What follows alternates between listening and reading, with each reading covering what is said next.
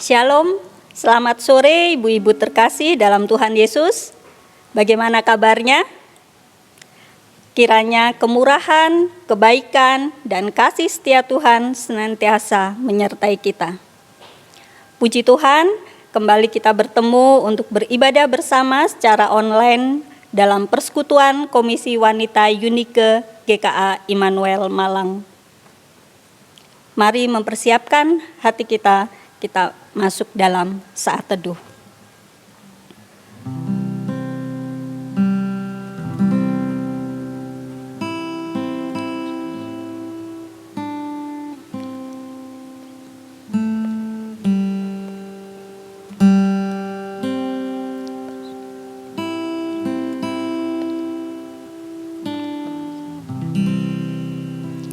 Demi nama Allah Bapa, Allah Anak, dan Allah Roh Kudus, kami memulai ibadah ini. Amin. Ibu-ibu sekalian, tema ibadah saat ini adalah penderitaannya dan penderitaan keluargaku. Yohanes 3 ayat 16 tertulis demikian. Karena begitu besar kasih Allah akan dunia ini, sehingga Ia telah mengaruniakan anaknya yang tunggal, supaya setiap orang yang percaya kepadanya tidak binasa, melainkan beroleh hidup yang kekal.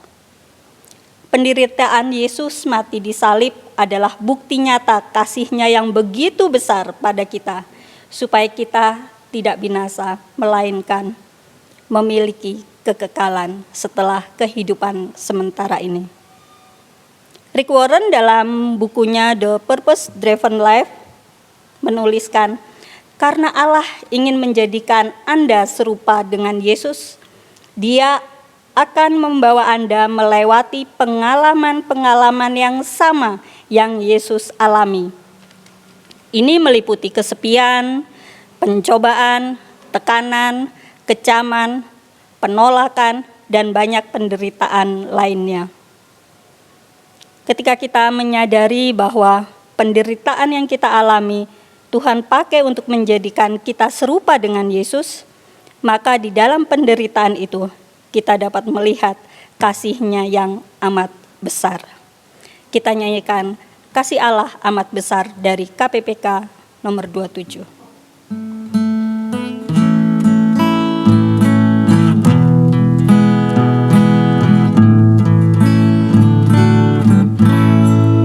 Kasih Allah amat besar yang tak dapat kulukiskan, lebih tinggi dari bintang, lebih dalam dari lautan. Meski Adam telah berdosa, Ia mengutus anaknya agar kita damai dengannya, dosa diampuninya. Kasih Allah tak terduga, tinggi, dalam, dan luas, tetap teguh, tak berubah sampai selama-lamanya. Dalam dunia yang tak tetap, tahta kuasa kan lenyaplah. Manusia menolak firman, berpaling pada berhala. Kasih Allah tak terduga dan teramat besar, menyatakan penebusan bagi orang berdosa.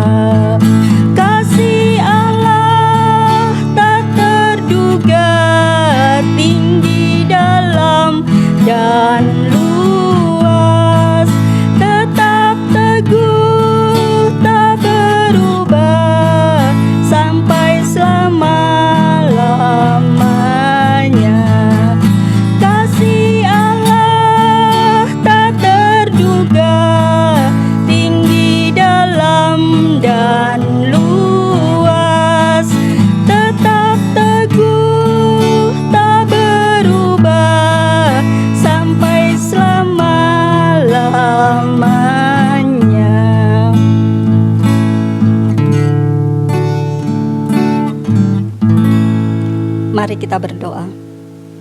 Bapa di dalam surga, hati kami melimpah dengan ucapan syukur. Ketika kami boleh berada di masa prapaskah ini, kami boleh lebih lagi memahami kasih Allah yang begitu besar melalui penderitaan yang Yesus tanggung, mati di salib untuk mengampuni dosa kami. Mampukan kami ya Bapa, untuk kami boleh menyadari bahwa ketika Tuhan izinkan kami mengalami penderitaan, dan itu Tuhan mau pakai untuk menjadikan kami serupa dengan Yesus. Kiranya hanya kuasa Roh Kudus yang menolong memampukan kami menjalani masa-masa ini. Dan melalui penderitaan yang Tuhan izinkan terjadi ini, kami boleh melihat kasih Allah yang begitu besar yang telah menebus dosa kami. Kami juga menyerahkan untuk hamba-Mu, Bapak Pendeta Tikio, yang akan menyampaikan kebenaran firman Tuhan. Engkau memberkati, memakai hamba-Mu sehabis-habisnya untuk hormat kemuliaan Tuhan. Terpujilah Engkau Bapa, di dalam nama Tuhan Yesus kami berdoa. Amin. Ibu-ibu sekalian, firman Tuhan adalah firman yang hidup, yang selalu baru setiap pagi. Firman Tuhan menjadi pedoman kita untuk tetap fokus pada tujuan yang telah Tuhan tetapkan bagi kita, sekalipun kita ada dalam arus gelombang hidup ini. Mempersiapkan hati kita untuk mendengar firman Tuhan, kita nyanyikan di tengah ombak dan arus pencobaan.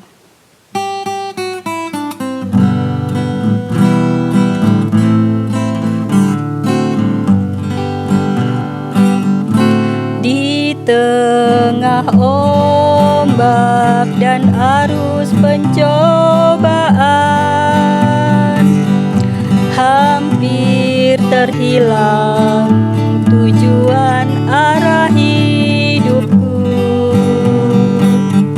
Bagaikan kapal yang selalu diombang-ambingkan, mengharap kasih-Nya seolah-olah tiada mampu.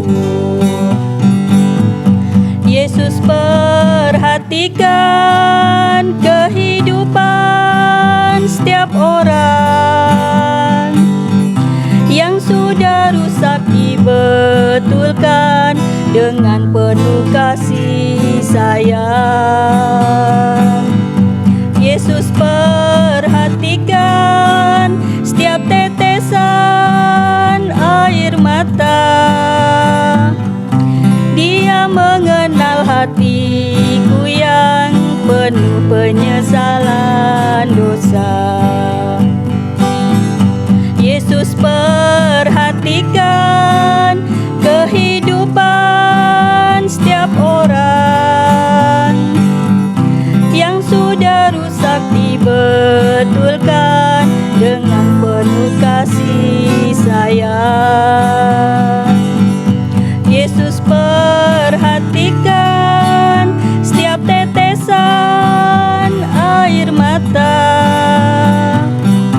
Dia mengenal hatiku yang penuh penyesalan dosa.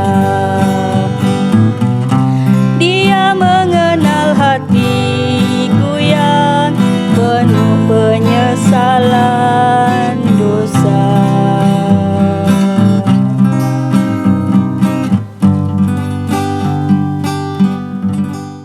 Kepada Pak Tikio, kami persilahkan. Selamat sore ibu-ibu yang dikasihi Tuhan. Bersyukur kita boleh bertemu kembali di dalam ibadah Komisi Wanita online ini. Terima kasih untuk kesempatan saya boleh bersama-sama dengan para ibu sekalian untuk merenungkan firman Tuhan. Hari ini tema kita adalah penderitaannya dan penderitaan keluargaku. Maksudnya penderitaan Tuhan Yesus dan penderitaan keluargaku. Kita akan merenungkan tema ini sebagai bagian persiapan kita untuk menyambut Paskah. Mari kita bersama-sama berdoa sebelum kita bersama-sama merenungkan firman Tuhan. Bapa yang di surga, terima kasih kami boleh bersama-sama sore hari ini merenungkan firman-Mu. Kami hendak merenungkan akan pengorbanan-Mu bagi kami saat kami merayakan Paskah. Tuhan, kiranya Engkau memberkati hamba-Mu supaya dalam segala keterbatasan boleh menyampaikan firman Tuhan, dan kiranya lebih banyak daripada yang bisa hamba-Mu ini katakan. Tuhan memberkati saudara-saudara yang mendengarkan, supaya oleh pertolongan Roh Kudus semua saudara beroleh berkat dari Tuhan sendiri. Terpujilah nama-Mu, demi Yesus Juru Selamat kami yang hidup, kami berdoa dan mengucap syukur. Amin. Mari kita membaca bersama-sama sore hari ini Yesaya pasal ke-53. Saya akan membacakan untuk ibu-ibu sekalian dari ayat 1 sampai ayat yang ke-12. Beginilah firman Tuhan. Siapakah yang percaya kepada berita yang kami dengar, dan kepada siapakah tangan kekuasaan Tuhan dinyatakan? Sebagai taruk ia tumbuh di hadapan Tuhan, dan sebagai tunas dari tanah kering. Ia tidak tampan dan semaraknya pun tidak ada, sehingga kita memandang dia. Dan rupa pun tidak sehingga kita menginginkannya. Ia dihina dan dihindari orang, seorang yang penuh kesengsaraan dan yang biasa menderita kesakitan. Ia sangat dihina sehingga orang menutup mukanya terhadap dia. Dan bagi kita pun dia tidak masuk hitungan. Tetapi sesungguhnya penyakit kitalah yang ditanggungnya, dan kesengsaraan kita yang dipikulnya. Padahal kita mengira dia kena tulah, dipukul dan ditindas Allah. Tetapi ia tertikam oleh karena pemberontakan kita. Ia diremukkan oleh karena kejahatan kita. Ganjaran yang mendatangkan keselamatan bagi kita ditimpakan kepadanya, dan oleh bilur-bilurnya kita menjadi sembuh. Sebab kita sekalian ini sesat seperti domba, masing-masing kita mengambil jalannya sendiri. Tetapi Tuhan telah menimpakan kepadanya kejahatan kita sekalian. Ia dianiaya, tetapi ia membiarkan diri ditindas dan tidak membuka mulutnya, seperti anak domba yang dibawa ke pembantaian, seperti induk domba yang keluh di depan orang-orang yang menggunting bulunya. Ia tidak membuka mulutnya. Sesudah penahanan dan penghukuman ia terambil, dan tentang nasibnya siapakah yang memikirkannya? Sungguh ia terputus dari negeri orang-orang hidup, dan karena pemberontakan umatku ia kena tulah. Orang menempatkan kuburnya di antara orang-orang fasik, dan dalam matinya ia ada di antara penjahat-penjahat. Sekalipun ia tidak berbuat kekerasan, dan tipu tidak ada dalam mulutnya. Tetapi Tuhan berkehendak meremukkan dia dengan kesakitan. Apabila ia menyerahkan dirinya sebagai korban penebus salah, ia akan melihat keturunannya, umurnya akan lanjut, dan kehendak Tuhan akan terlaksana olehnya. Sesudah kesusahan jiwanya, ia akan melihat terang dan menjadi puas. Dan hambaku itu sebagai orang yang benar, yang akan membenarkan banyak orang oleh karena hikmatnya, dan kejahatan mereka yang dia pikul. Sebab itu aku akan membagikan kepadanya orang-orang besar sebagai rampasan, dan ia akan memperoleh orang-orang kuat sebagai jarahan, yaitu sebagai ganti karena ia telah menyerahkan nyawanya ke dalam maut, dan karena ia terhitung di antara pemberontak-pemberontak, sekalipun ia menanggung dosa banyak orang dan berdoa bagi pemberontak-pemberontak. Berbahagialah kita sekalian yang baca firman Tuhan, menyimpan dalam hati, dan melakukannya di dalam hidup kita. Nah, saudara-saudara sekalian, saya ingin pada sore hari ini pertama-tama menyampaikan selamat mempersiapkan diri untuk menyambut Paskah. Saudara-saudara, hari Minggu nanti tanggal 3 April, lusa itu, kita akan memasuki Minggu Prapaskah yang ke-5. Artinya saudara-saudara, 2 minggu kemudian kita merayakan Paskah. Saudara-saudara, Paskah merupakan hari raya yang paling penting di dalam sejarah gereja, ya. Bukan hanya pada masa perjanjian baru, tetapi sungguhnya Paskah itu dirayakan sejak umat Tuhan berdiri, yaitu sejak keluarnya Israel dari tanah Mesir, dan Tuhan menuntun mereka Gunung Horeb, dan mereka kemudian diberi hukum Taurat, dan sejak itulah mereka menjadi sebuah bangsa yang dipakai Tuhan, dipilih Tuhan untuk menjadi umatnya yang nanti akan membawa kehadiran Mesias ke tengah dunia. Saudara-saudara, Paskah itu dirayakan pada bulan yang pertama, ya, pada tanggal yang ke-15 dari seluruh kalender Israel, ya. Nah, yang menarik saudara-saudara, Paskah itu bukan hari raya untuk mengingat sebuah peristiwa, ya.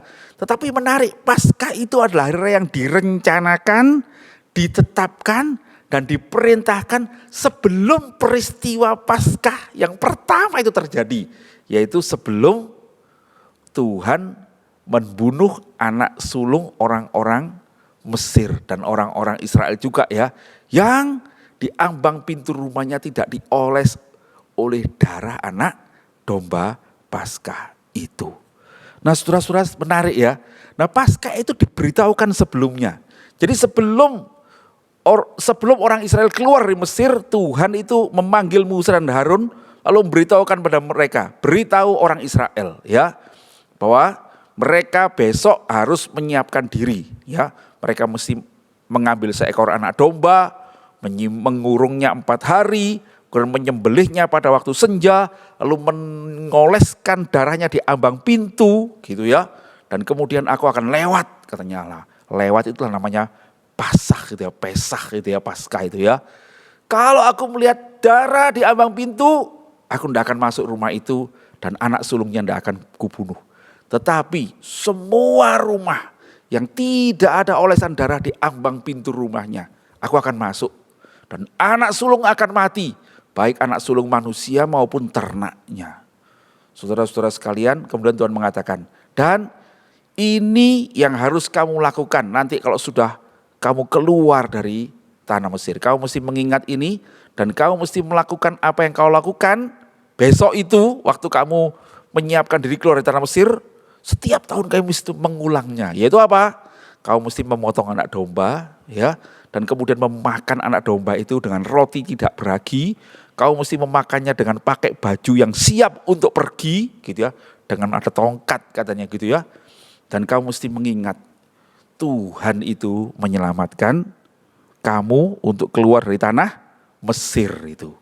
Nah, saudara-saudara sekalian, baru setelah perintah itu diberitahukan Tuhan, kemudian kira-kira seminggu lagi terjadilah peristiwa seperti yang Tuhan ajarkan itu. Nah, gitu saudara-saudara. Jadi menarik, Paskah ini bukan peringatan sebuah peristiwa, tetapi sebuah perayaan yang diperintahkan Tuhan sendiri untuk menyambut sebuah peristiwa, ya. Nah, artinya apa saudara-saudara? Sesungguhnya Paskah ini bukan cuma menceritakan keluarnya orang Israel dari tanah Mesir, tetapi di dalam Paskah itu sesungguhnya ada nubuat tentang hadirnya Mesias, yaitu Tuhan Yesus, ya, yang akan datang dan dia akan mati sebagai anak domba Paskah itu, ya, yang akan bukan cuma menyelamatkan anak sulung, tetapi menyelamatkan umat Tuhan dari dosa dunia. Nah, saudara-saudara sekalian, itulah sebabnya Paskah itu menjadi hari yang paling penting di antara kita. Dan kalau kita itu sekarang merayakan Paskah pada hari Minggu itu untuk mengingat kebangkitan Tuhan Yesus, sesungguhnya saudara-saudara, seperti tema kita hari ini, yang paling penting dalam peringatan Paskah di antara umat Israel itu adalah justru bagaimana Mesias itu menderita untuk menggantikan hukuman atas kita. Mesias itu akan menderita sengsara, akan dihina seperti yang kita baca tadi, diolok-olok, bahkan dibunuh. Tetapi sesungguhnya dia menanggung hukuman atas dosa-dosa kita. Dialah anak domba Paskah yang disembelih supaya kita ini beroleh hidup.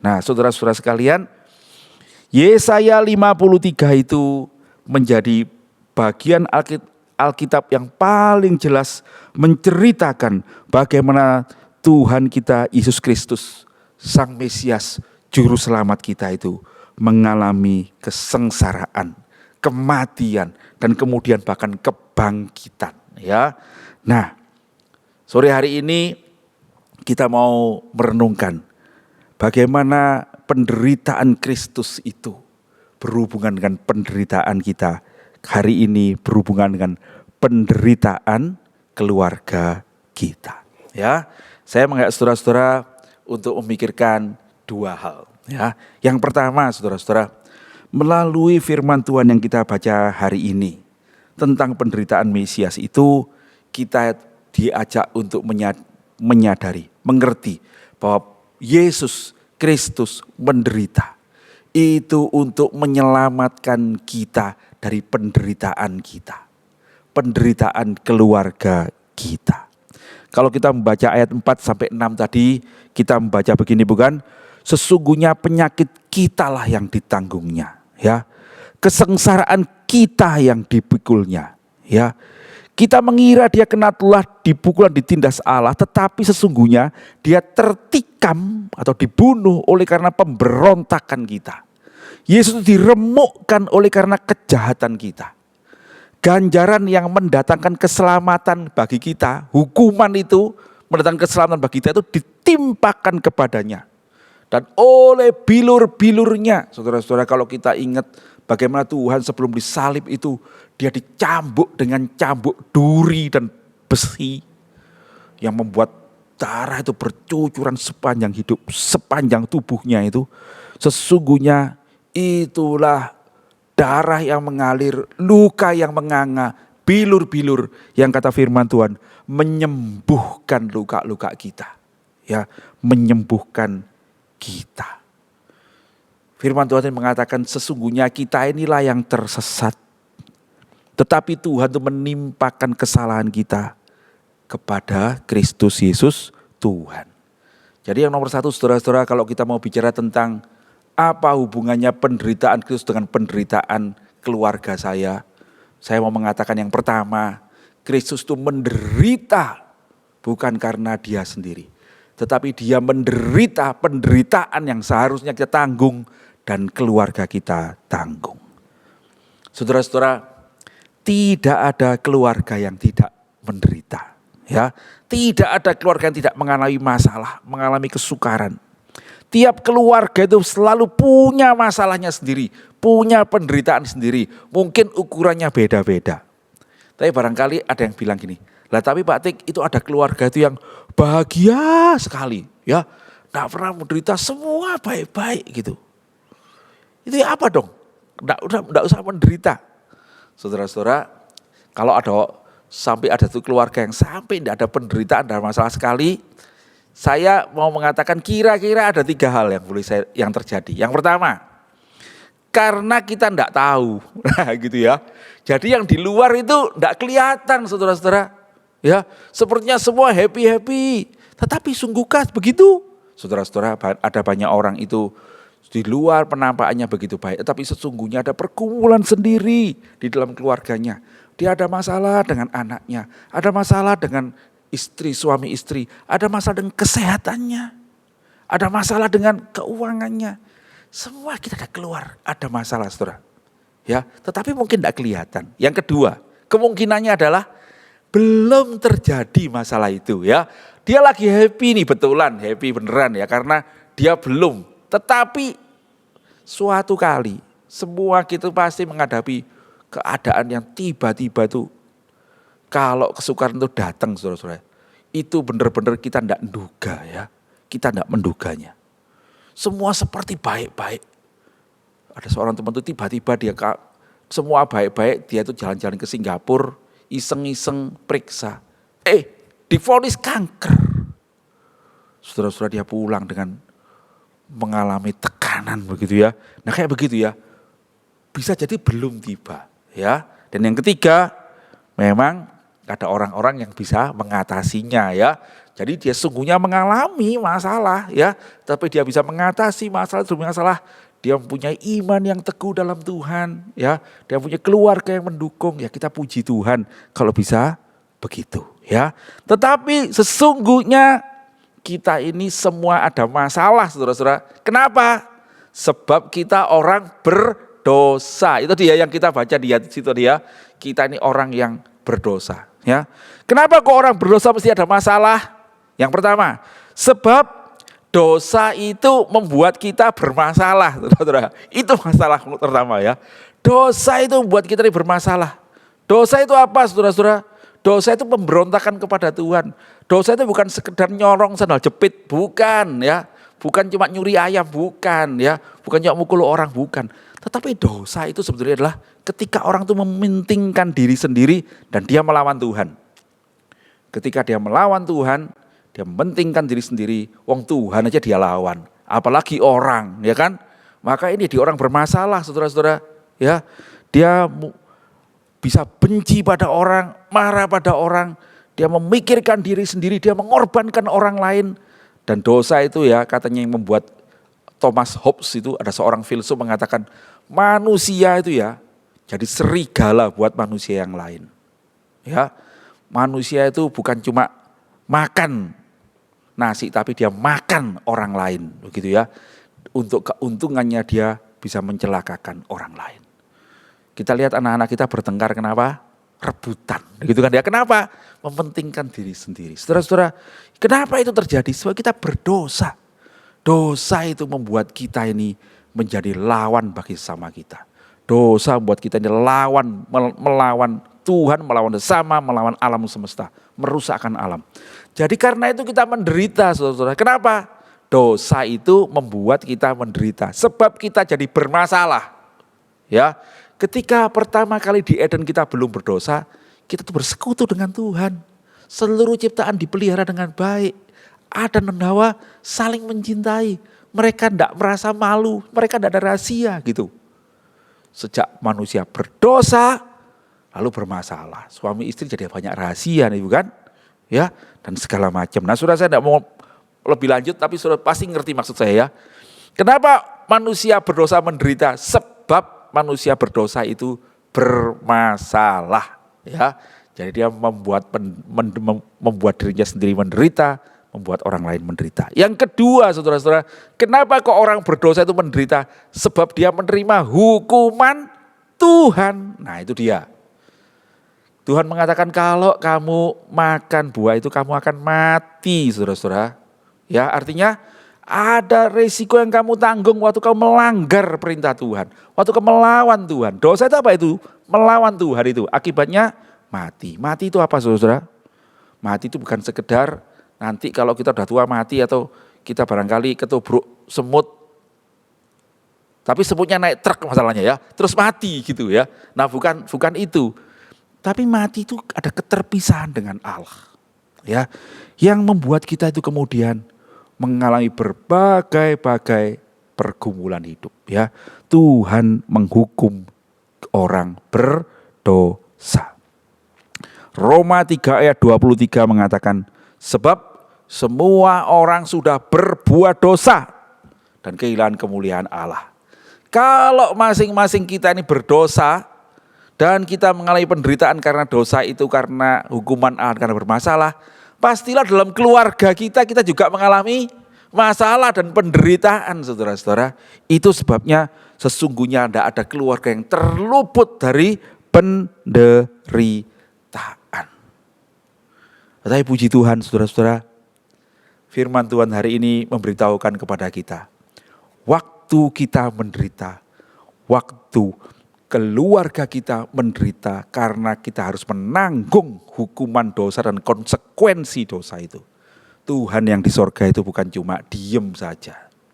Bukan cuma mengatakan rasa no gitu. Atau Tuhan mau mengatakan sudah ini kamu tak kasih jalan keluar.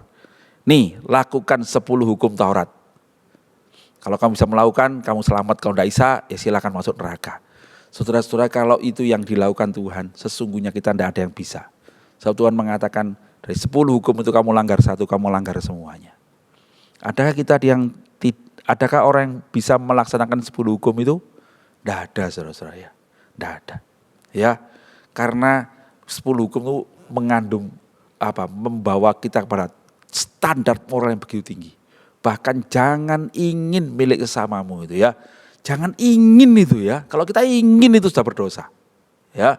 Dan upah dosa adalah maut. Tetapi puji Tuhan, ketika kita tidak berdaya untuk melawan penderitaan karena dosa ini, Tuhan yang di sorga itu menunjukkan kasih-Nya kepada kita, dan Dia datang di dalam anaknya yang tunggal, Yesus Kristus Tuhan kita, untuk menyelamatkan kita. Ya, Dia menanggung dosa yang seharusnya kita tanggung itu. Saudara-saudara sekalian, itulah sesungguhnya hubungan penderitaan Kristus dengan kita. Ya, sesungguhnya kita ini orang berdosa, dan karena kita berdosa, kasih Allah terhalang pada kita. Ya, ini manusia, ini Tuhan. Ya, Tuhan ingin mengasihi manusia, saudara-saudara. Tetapi manusia itu melanggar Tuhan, karena itu ini saya anggap Alkitab ini yang hitam ini dosa, menutupi. Ketika Tuhan melihat manusia yang dilihatnya dosa, dan Tuhan mengatakan aku harus menghukum dosa. Tetapi ketika Tuhan melihat manusia yang diciptakannya itu, di dalam Kristus itu kita mengerti Dia mencintai kita. Roma pasal 8 ayat 1-4 mengatakan, sebab apa yang tidak mungkin dilakukan hukum Taurat karena tak berdaya oleh daging, telah dilakukan Allah. Jadi hukum Taurat itu katanya, kalau kau bisa melakukannya, kau bisa melepaskan diri dari dosa gini. Tapi manusia tidak pernah bisa lepas, karena dia tidak bisa melakukan 10 hukum itu. Ya, tapi Tuhan itu melakukannya untuk kita dengan cara bagaimana? Dengan jalan mengutus anaknya sendiri untuk lahir dalam daging yang serupa dengan daging yang dikuasai dosa karena dosa, daging kita ini. Itulah sebabnya kalau kita lahir dalam Natal itu, Dia lahir dari anak darah Maria. Dia lahir tanpa dosa. Bukan oleh manusia, tapi oleh Roh Kudus. Dia menjadi manusia, tetapi dia tidak berdosa, dan sepanjang hidupnya dia tidak berdosa. Nah, kemudian Tuhan itu menjatuhkan hukuman atas dosa dalam daging. Nah, ini dia. Tuhan menimpakan kejahatan kita sekalian kepada Kristus. Tuhan menanggungnya di kayu salib. Lalu kemudian Dia mati. Ya, pada hari yang ketiga Dia bangkit pula, naik ke sorga. Nah, ya, dan barang siapa yang percaya, dia akan bisa menerima kasih karunia Allah. Percayanya itu apa, saudara? Percaya itu waktu kita berkata, Tuhan, aku menerima Engkau sebagai Tuhan dan Juru Selamat. Aku tidak bisa menolong diriku sendiri, tolonglah saya. Maka kita itu seperti memindahkan Dia, dosa kita pada Kristus. Dan Dia, karena Dia adalah Tuhan, maka Dia bisa menanggung dosa seluruh umat manusia. Dia sanggup menanggung dosa keluarga kita. Saudara-saudara sekalian, kalau Kristus menderita, setiap Paskah mari kita mengajak seluruh keluarga kita bersyukur. Bersyukur kenapa? Karena melalui Paskah itulah kita ini beroleh keselamatan. Ya, Kristus menderita, sesungguhnya Dia menanggung penderitaan yang harus kita tanggung, keluarga kita tanggung. Itu yang pertama. Yang kedua, saudara-saudara, setelah kita jadi orang percaya, saudara-saudara, apa arti penderitaan Kristus bagi kita? Saudara-saudara, penderitaan Kristus bagi kita itu, bagi kita orang percaya, bagi keluarga kita adalah, mari kita belajar untuk menanggung penderitaan kita sekarang itu dengan melihat teladan Kristus Yesus. Ya, ayat 7-10 itu bercerita, Tuhan Yesus itu dianiaya tapi Dia membiarkan dirinya ditindas. Dia tidak melawan penindasan itu. Dia membiarkan penderitaan itu muncul. Dia dengan rela menanggungnya. Ya. Kemudian Dia semua itu Dia lakukan dalam ayat yang ke-10 itu, supaya kehendak Tuhan itu dinyatakan pada Dia. Ia menyerahkan dirinya sebagai korban penebus salah. Ia akan melihat keturunannya, umurnya akan lanjut, dan kehendak Tuhan akan terlaksana olehnya. Saudara-saudara sekalian, Kristus adalah teladan bagi kita dalam menghadapi penderitaan kita. Ya, setelah kita percaya, sesungguhnya saudara-saudara, kita tidak terlepas dari penderitaan dan masalah kehidupan. Kenapa? Nah sekarang saudara-saudara, setelah kita ditanggung, hukuman dosa kita ditanggung oleh Kristus, kenapa kok kita tetap menderita? Sebab saudara-saudara, kita masih hidup di dalam dunia yang berdosa. Nah saudara-saudara, kalau kita dulu mengalami penderitaan karena dosa kita, maka sekarang kalau kita sungguh-sungguh percaya Tuhan, kenapa kok saya tetap menderita, Pak? Sebab saudara-saudara, engkau sekarang harus melawan dunia. Oh, penderitaan itu datang dari dunia. Engkau sekarang melawan dari roh jahat, kata firman Tuhan. Kita melawan roh-roh jahat di udara. Dan ingatlah, kita masih hidup dalam daging kita yang berdosa ini ya. Kita masih punya nafsu godaan daging kita sendiri. Saudara-saudara, kita menderita karena kata Tuhan, karena engkau bukan dari dunia ini. Ya, maka kalau kamu dari dunia ini pasti dunia akan di pihakmu. Tapi karena engkau sekarang menjadi anak-anak Allah, maka engkau bukan dari dunia ini, maka dunia akan memusuhimu. Nah saudara-saudara sekalian, maka kita dalam hidup sebagai orang percaya, kita tidak lepas dari penderitaan. Tetapi bedanya apa? Bedanya sekarang adalah Tuhan menyertai kita. Ya, Tuhan berkata, aku menyertaimu. Bukan cuma menyertai, saudara-saudara. Dalam Roma 8 ayat 28 dikatakan bahwa Allah itu, Tuhan itu turut bekerja dalam segala sesuatu untuk mendatangkan kebaikan bagi kita. Ya, tapi ingat ya, ini bukan berlaku umum untuk semua orang Tuhan mendatangkan kebaikan. Bukan berlaku umum Tuhan bekerja dalam segala sesuatu untuk mendatangkan kebaikan. Tetapi Tuhan turut bekerja dalam segala sesuatu untuk mendatangkan kebaikan, yaitu kepada siapa? Kepada orang-orang yang percaya kepadanya. Orang-orang yang dipilihnya menjadi anak-anak Allah, itu dia. Nah saudara-saudara sekalian, karena itu apa artinya penderitaan Kristus dari dalam diri kita? Saudara-saudara, mari di dalam mengalami penderitaan dalam keluarga kita, dalam pergumulan yang kita alami itu, kita sekarang tidak lagi bertanya, kenapa saya Tuhan? Tetapi kita kemudian bertanya, Tuhan, apa yang kau kehendaki saya perbuat di tengah-tengah kesukaran ini. Saudara-saudara, kita mencari kehendak Tuhan. Ya, kalau kita mengalami masalah, mengalami pergumulan, jangan putus asa. Saudara-saudara, ingatlah satu hal ya, penderitaan itu dialami semua orang. Tetap lebih lagi saya mengatakan penderitaan itu pendek sebetulnya saudara-saudara ya, pendek aja. Sampai kapan sih kita akan menderita? Paling pol itu ya. Kalau kita orang percaya Tuhan, kita tuh paling pol menderita sampai mati. Ya, setelah mati kita dibebaskan dari penderitaan dunia ini. Terus pulang ke rumah yang kekal. Menerima anugerah Tuhan, keselamatan dari Tuhan, sukacita dan kebahagiaan selama-lamanya. Dibandingkan dengan selama-lamanya, penderitaan di dunia ini pendek. Lalu kenapa kok kita mesti menderita sebagai orang percaya? Saudara-saudara, seperti Tuhan Yesus. Tuhan mengizinkan penderitaan itu datang kepada kita supaya maksud Tuhan terlaksana. Itu bukan? Kalau kita membaca di ayat 11 itu ya. Maksud Tuhan terlaksana oleh Kristus Sang Mesias itu. Demikian juga dengan kita. Waktu kita menderita, kita percaya pada Tuhan, kita akan menjadi saksi Tuhan. Kita boleh memberitakan Injil, kita memberitakan kebaikan Tuhan. Dan biarlah dengan begitu, sungguh saudara-saudara, hidup kita ini menjadi hidup yang nanti kita tidak sesali, tetapi kita memperoleh sukacita di dalam Tuhan. Dan saudara-saudara, di tengah penderitaan-penderitaan itu ya, percayalah, Tuhan itu baik bukan? Tuhan menyertai bukan? Justru ya, saya percaya. Ketika saudara bergumul, saudara menderita bersama-sama dengan Tuhan, mengingat Tuhan Yesus Kristus, saudara-saudara, engkau bukan cuma tahu tentang Tuhan Yesus. Engkau bukan cuma mendengar cerita tentang Yesus, tetapi engkau akan mengenal Dia, ya, melihat tuntunannya, merasakan pertolongannya, ya. Dan saudara-saudara iman saudara akan dikuatkan. Penderitaan itu akan menjadi sesuatu yang indah. Waktu suatu hari kita menceritakannya pada anak-anak kita, pada cucu-cucu kita.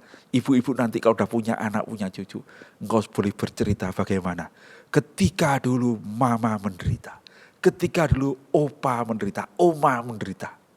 Tuhan itu menyertai, Tuhan menolong. di dalam penderitaan yang sudah lewat itu, saudara-saudara, kita boleh menunjukkan bahwa iman itu sungguh hidup.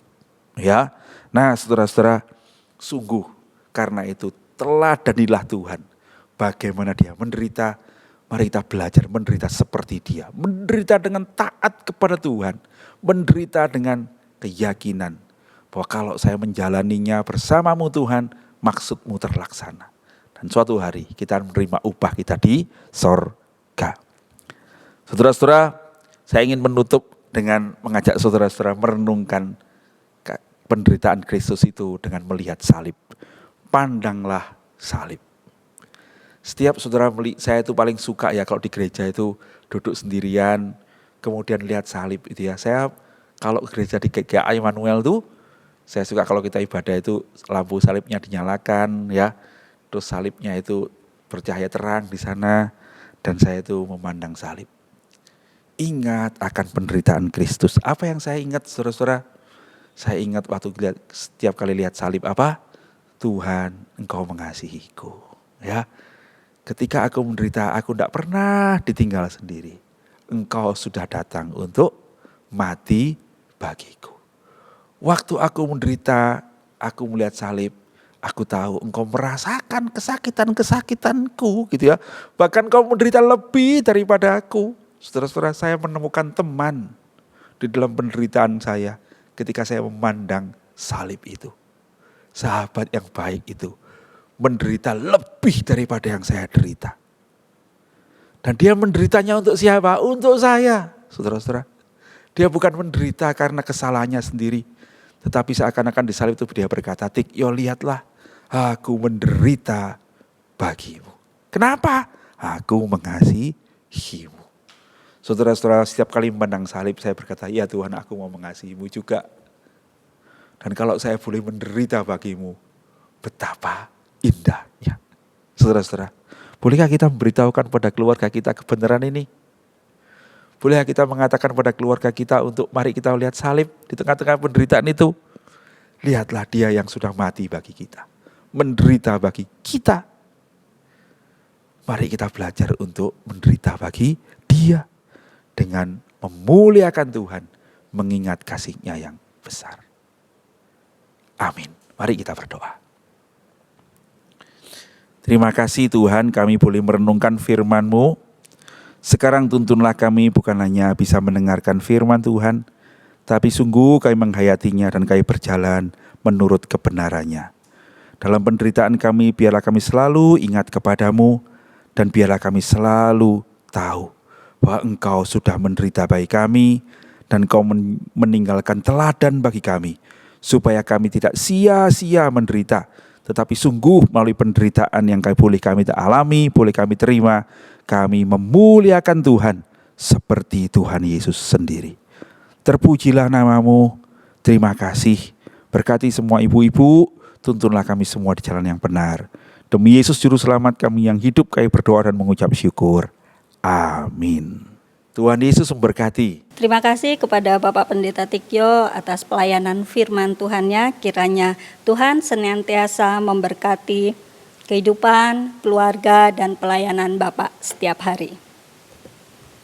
Ibu-ibu terkasih, ada beberapa warta Komisi Wanita. Yang pertama, Jumat tanggal 15 April, ibadah Komisi Wanita Online bergabung dengan ibadah umum Jumat Agung. Firman Tuhan dilayani oleh Bapak Pendeta Tikyo, ada sakramen perjamuan kudus. Kedua, komunitas wanita melalui Zoom setiap Jumat keempat, tanggal 22 April, mengundang ibu-ibu ikut bergabung dan bersama belajar, berbagi, dan bertumbuh menjadi murid Yesus yang memuridkan. Ketiga, dalam menghayati masa Prapaskah, maka kami mengajak ibu-ibu berdoa pagi 40 hari dengan tujuan setiap Senin sampai dengan Sabtu pukul 5 pagi melalui Zoom meeting. Keempat, minggu ini ibadah umum telah dibuka kembali, ibadah onsite atau tatap muka di gereja pukul 7 waktu Indonesia Barat, Dan ibadah remaja pemuda pukul 9.30 waktu Indonesia Barat dengan syarat tetap memakai prokes, masker, jaga jarak, cuci tangan, dan dalam kondisi sehat. Demikian warta komisi kita. Dan saat ini kita akan mengakhiri ibadah online Komisi Wanita. Kita ungkapkan syukur kita dengan nyanyikan Bapa terima kasih.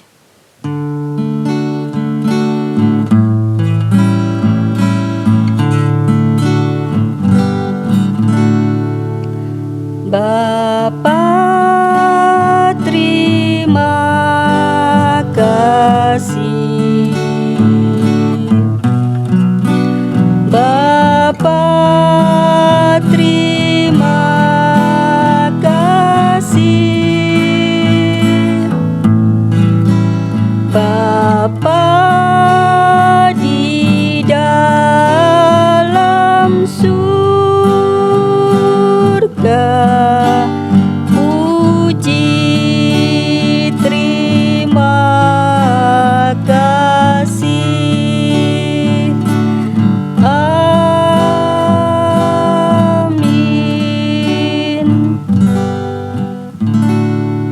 Saat teduh, ibadah selesai. Tuhan Yesus memberkati.